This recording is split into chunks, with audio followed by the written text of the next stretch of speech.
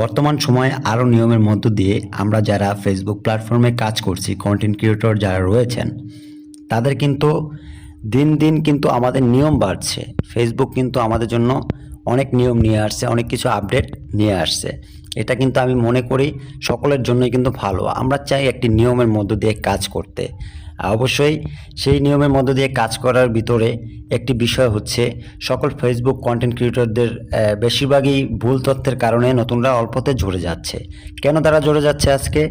আজকে আমরা যারা দীর্ঘদিন যাবৎ কাজ করছি ফেসবুক প্ল্যাটফর্মে, আমরা যখন একটি ভুল তথ্য দেই কিংবা পুরাতন কন্টেন্ট ক্রিয়েটর যারা রয়েছেন একটি ভুল তথ্য যদি নিয়ে আসে, সেই ভুল তথ্যের কারণে নতুনদের কিন্তু এই ঝরে পড়াটা এটা কিন্তু হচ্ছে।